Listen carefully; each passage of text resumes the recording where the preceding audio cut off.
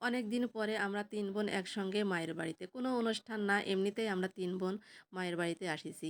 আর বিয়ের পরে কিন্তু সেভাবে একসঙ্গে হওয়া হয় না। সেটা নিজের বোন হোক বা পাড়া প্রতিবেশী, খেলার সাথী হোক। কোনো অনুষ্ঠান ছাড়া কিন্তু কারো সঙ্গে দেখা হয় না। অনুষ্ঠান বা ঈদের সময় ছাড়া কিন্তু কারো সঙ্গে কারো দেখাও হয় না বা আলাপও হয় না। তো আসসালামু আলাইকুম, সবাই কেমন আছেন? আশা করি সবাই ভালো আছেন। তো অনেক দিন পরে ৩ বোন একসঙ্গে মায়ের বাড়িতে।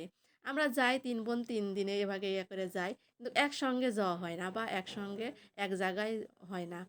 তো আজকে আমরা হঠাৎ করে ৩ বোন চলে আসিছি। কিন্তু আমার ভাইয়েরা কেউ জানে না যে আমরা ৩ বোন একসঙ্গে আসবো।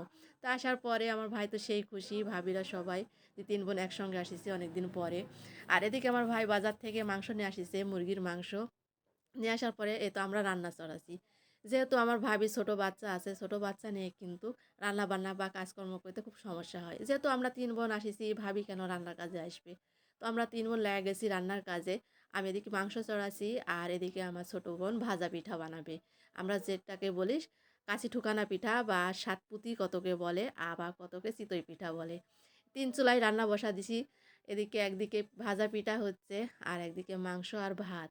আর আমার বোন যে এত সুন্দর পিঠা বানাতে পারে, আপনারা না দেখলে বিশ্বাসই করতে পারবে না যে এত সুন্দর পিঠা বানায়। তো পিঠাগুলো মাশাআল্লাহ খুব সুন্দর ফুলকো, ফুলকো হচ্ছে। আর এদিকে আমার বড় বোন নিয়ে আসিছে শুনশুনির শাক, যেটা আমরা বলে থাকি।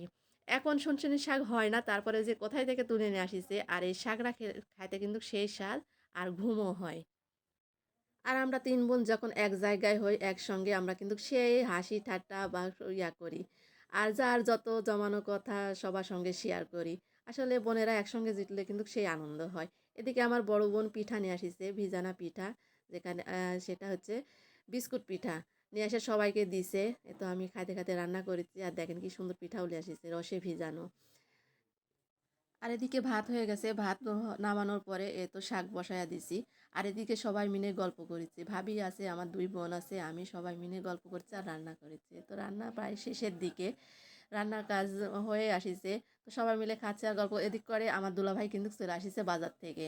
দেখেন মিষ্টি আর পাউরুট নিয়ে। তো দুলাভাইয়ের সঙ্গে একটু হাসাহাসি করলাম যে আমরা শালি আমাদেরকে না দিয়ে ভাবির হাতে দিছে মিষ্টি আর পাউরুট। এই নিয়ে খুব হাসাহাসি করলাম। আর এদিকে আমার দুলাভাইকে আমি মানে ছোট থাকতে বাবার মতন ভালোবাসিছি। আর সব কিছু আমি বলতে পারি আমার দুলাভাইকে।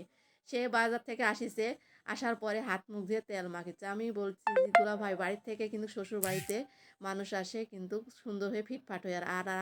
আর বড় ভাবি কিন্তু মায়ের মতন হয়। দেখেন মায়ের মতন সব কিছু ৩ বোনকে বায়না দিছে যাওয়ার সময়।